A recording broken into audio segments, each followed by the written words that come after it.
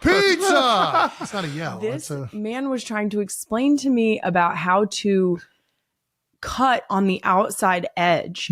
Well, inside edge of one. It's a pro move right there. It's a pro skier move. Here's the problem, Trav. I'm not an ice skater either. Yeah. So he was trying to explain it in ice hockey skating terms. He was. And it wasn't clicking. Shocker. So if it were not for Kylie, I wouldn't have survived. She definitely saved the day. Kylie Anderson, all props to her. She is the only reason that I made it out of Aspen alive. I'm assuming most people have skied. I had never even clipped into skis before or been in skiing boots. They have like a tilt forward so that you're constantly sort of on your toes almost. Quads are burning for sure. Here's the problem with that.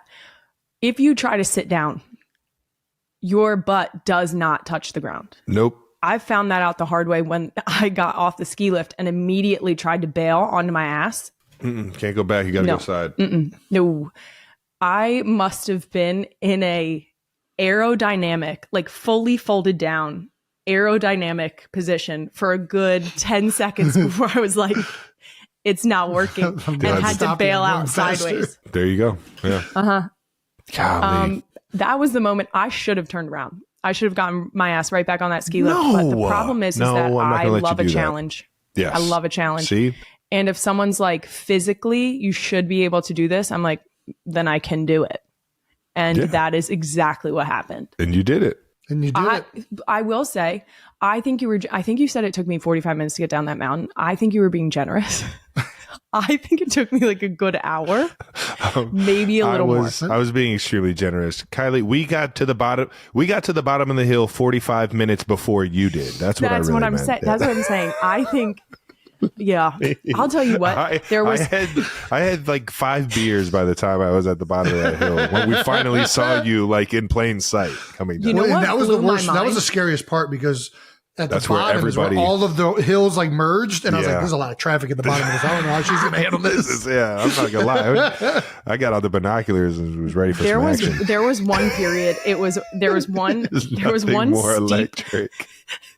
was one steep drop off. Probably like 25, 30 minutes in.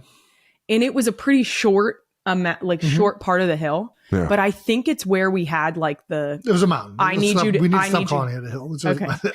I think it was the moment where Jason was like, we're not waiting for you. And I was going and veered left. And if you veered too far left, you were going off the edge of the mountain. Yeah. And I had this moment of, I don't think I should be here. How far left did you go? I never saw that. Huh?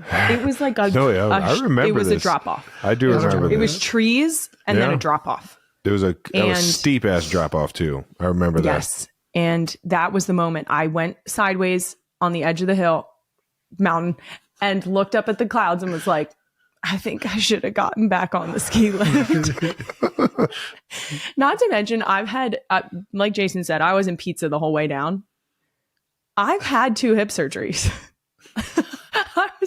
I'm not equipped to be at that angle for that long while pushing against the snow. It was hot mess express down that mountain. What? What? Yeah. At the end, the worst part was the little skiers coming past me. The little ones, the kids just flying by. Yeah, they were flying, and it was right at the end where you guys are talking about, because it's where the fast people merged with the slightly slower people. No, 100%. And I came out to merge. And I'll tell you what, these freaking 4-year-olds are just zipping past me, and I was like, you know what? Big tree, fall hard. Okay. That's why I'm scared and you're fine. Yeah. And that's how I comforted myself. Big tree, fall hard. My favorite part of the entire day was getting the skis and just knowing that you were not even supposed to be on this mountain. The woman literally looked at me and said, you shouldn't be here, with a dead face. Yeah. I was like, and it wasn't like a condescending, no. You shouldn't be here. It was straight it was up, like, you should not be here. She said, how much experience do you have? I said, none. She said, you shouldn't be here. It's real.